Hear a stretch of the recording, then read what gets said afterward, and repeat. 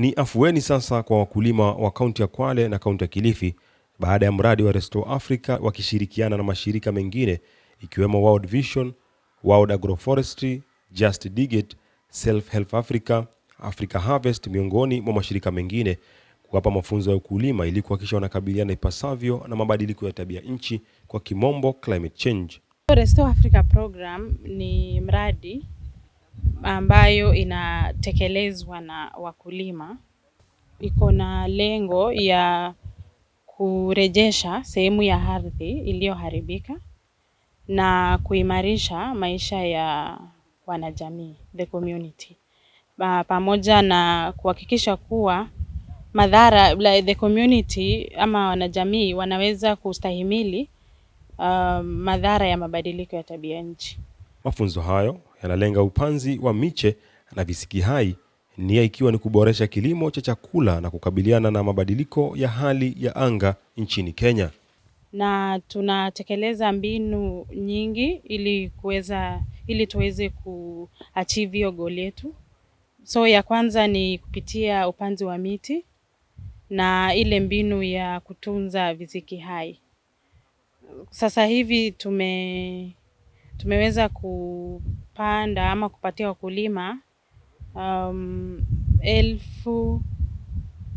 85,000 ya miti, na pia tunawapatia mafunzo kuhusu utunzaji wa visiki hai. Hapa tunakutana na mkulima Morris Bati Lewa ambaye ni mmoja wa wakulima anayenufaika na mradi huu. Ni Morris Bati Lewa kutoka kijiji cha Patanani, Mwena Ward, Mwareni Ward, Lungalunga Sub County. Mimi ni mkulima na ni mkulima wa muda ambayo nimebobea sana katika ukulima hasa wa mahindi, lakini baadaye kutoka mwaka jana tulipata hili shirika la Restore Africa ambalo limebebwa na World Vision, limekuja kutupa elimu, kutufunza jinsi ya kuweza kuhifadhi mazingira ambapo hiyo ni kutokana na mabadiliko ya tabia nchi, na wakatambia sisi kama wakulima tuweze kutengeneza ama kutenga sehemu yako ya shamba ili utengeneze mahali kwa ambapo unaweza weka miti, na lingine ni kwamba pia uweze upate sehemu nyingine ambapo unaweza kupanda miti. Na kutokana na mafunzo yale ndio mimi nikaamua kutenga sehemu yangu ya shamba kama ekari moja, na kwanza tulianza na zile visiki hai FMNR ambapo sasa hivi ninavyoongea niko hapo kwa hiyo shamba, na hiyo ni kutokana kwamba yale mafunzo yametujenga vilivyo mpaka nikaamua kuweka hiyo. Na hayo mafunzo na kulingana vile inavyoendelea, tumepata kwamba baada ya ile miti ikianza kukua ndio itaweza kuzuia ama kutengeneza ile hali halisi ya kutoka tangu hapo ilipoharibika kama zaidi ya miaka 20 hivi. Manake tukiangalia hali ya anga imechafuka, si nzuri, mvua hatupati wakati unaofaa, lakini elimu hii imetufunza kwamba unapoweka kuhifadhi miti, ile hali ya zamani inaweza kurudi hali halisi. Ndio mimi nikaamua kuweka hiyo miti, na baadaye tukaletewa tena miti, ambapo miti ile tulipata miti ile mwezi ile wa 4, ambapo tulianza kugawanya miti baada ya FMNR ambayo tunaendelea nayo. Ile sehemu nyingine kama ekari moja pia nimepanga hiyo pia nayo tukapanda miti, na hiyo miti saa hii ni takriban kama miti 48 ama 50 namna hiyo. Hiyo ni kutokana ile elimu na miti iliyotuletewa na Restore Africa. Kwa hivyo kusudi ya kuweka hii miti na kupata ile elimu na kufikiria jinsi ya kuhifadhi miti Hata hivyo, amekana madai kuwa mradi huu hauna lengo la kuwapokonya mashamba wakulima hao. Kuna tetesi tu kwamba watu wengi wanasema ati World Vision, Rest of Africa inatupa miti kwa malengo kwamba wataka kutunyang'anya mashamba yetu. Lakini kulingana mafunzo hiyo si kweli kabisa, kwa sababu shamba ni lako, unahifadhi, unatengeneza shamba lako na unatengeneza ile miti, unapanda miti. Hiyo ni faida yako wewe kwa maisha yako ya baadaye. Kwa hivyo ni kwamba hayo maneno ya kuwa tumetoa hiyo elimu ni kwamba tuweze kugeuka kutoka ile hali iliyokuwa turudi ile hali ya kwanza. Manake sasa hivi ni kama hali nilivyosema kwamba si nzuri hivyo kulingana na hali ya anga vile. Manake sasa hivi hata mvua zinanyesha, lakini hatuamini kama itafikia kilele, kwa sababu ama ile chakula tumepanda tunaona kama haitafikia, kwa sababu inaweza geuka wakati wote. Faida za kaboni ni zipi kwa wakulima na ni jinsi gani wakulima wanaweza saidiwa?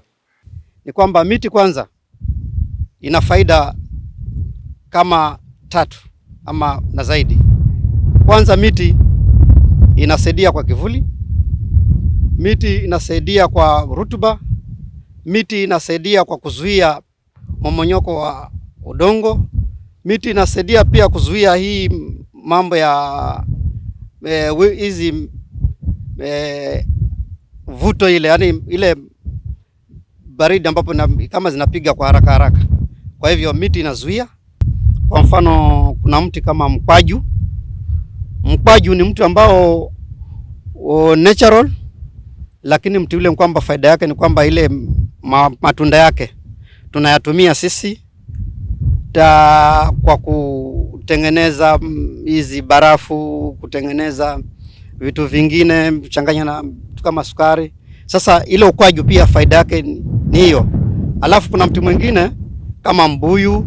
Mbuyu pia hasa, kwanza mbuyu watu wengi wanasema, walipokuwa wanagawanya mibuyu wanasema hii mbuyu hii inaleta vitu kama magonjwa. Hii ni dhana pia ambazo ziko, lakini tukawaambia hii mbuyu ni mmoja katika yale ambayo una matunda mazuri.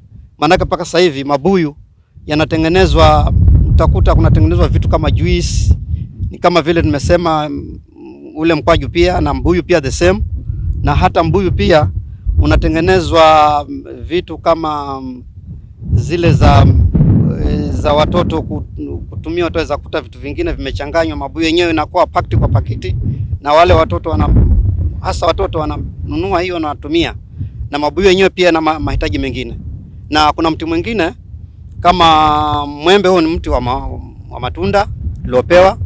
Na mchungwa, hiyo mchungwa pia tumepata pia mlimau, na mti ile pia ni miti ya matunda. Hiyo pia faida kwamba malimao pia ni mazuri kwa afya za binadamu.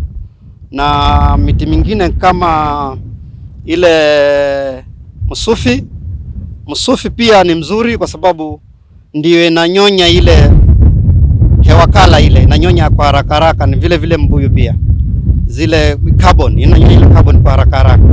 Kwa hivyo msufi pia, yale matunda yake, zile sufi zake zinatumiwa pia kwa kutengeneza pilo za kutumia binadamu. Zile pilo za kulalia pia, ile kuna zile manyoya yake yanatengenezwa, yanapopasuka basi ukusanywa na kutengeneza pilo. Hiyo ni msufi pia faida yake. Na kutokana na hali hiyo ndio imenifanya niingie sana zaidi. Ombi lao kuu ni kuwa mradi huo uzidi kusimama na wakulima hao, ili kuona wanafaidi hata zaidi katika ukulima na elimu zaidi.